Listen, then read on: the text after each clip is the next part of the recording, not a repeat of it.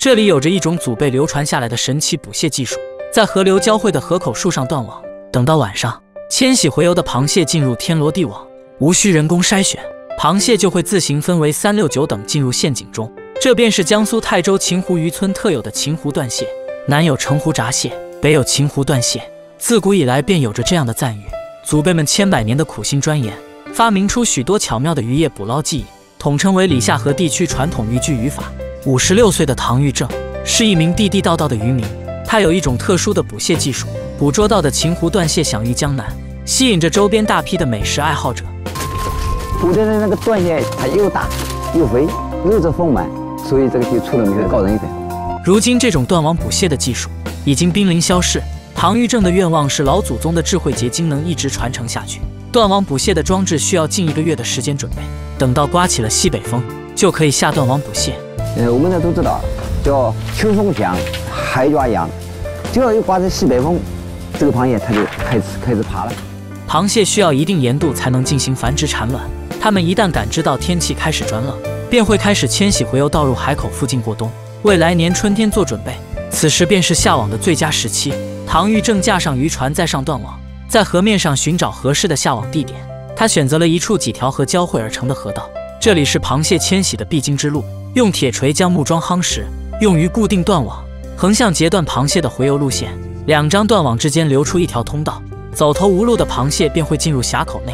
峡口内继续延展断网，再用断网围上一个三角形到 V 型的峡口，让螃蟹进去容易出来难。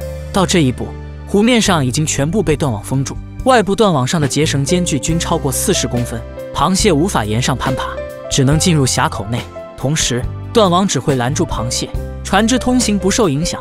露出水面的河门没有结绳，船可以从上面压过去，船通过后会马上再合起来，而被拦截的螃蟹一路向前，全部进到前面的陷阱内。而这里断网的结绳之间的距离小于40公分，螃蟹可以沿着断网向上爬，它们再在顶部盖一张断网，留下一个孔洞。螃蟹刚从洞里爬出来，便会进到上面的海笼，这下便彻底进了死胡同，只能等待渔民收割。到达上方海笼需要跋山涉水，能抵达这里的螃蟹少之又少，所以机智的秦湖渔民又在水下的断网开一个口，再接上一个地笼，地笼中还设置了回口，防止螃蟹再爬回去。如此一来，捕捉断蟹的天罗地网就布置好了。最后，唐玉正将2盏煤油灯挂在断网旁，防止来往船只将断网撞坏。到了晚上，螃蟹从湖边沼泽里出现，它们开始走水路迁徙。第一批螃蟹抵达断网，发现被拦住去路，只能从第一个峡口进入。随着里面的螃蟹越来越多，身体强壮的便开始向上攀爬，其中只有体重超过3两的青壮年蟹才能爬到最上面，获得秦湖断蟹的美誉。比方说残爪的它爬不上去，小的它也爬不上去。为什么？那个绳子上面到下面一段是40公分，要达到3两5的这个螃蟹，它的爪子才能够到，才能爬上去。3两以下的就爬不上去了。而其中的老弱病残蟹则进入了水下的地笼，所以上面的蟹价格相对较高，下方的价格稍次。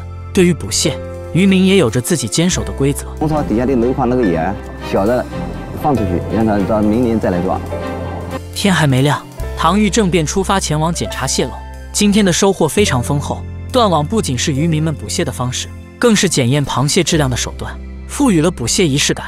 清晨，唐玉正载着满满的收获回到渔村，这便是秦湖渔民的智慧。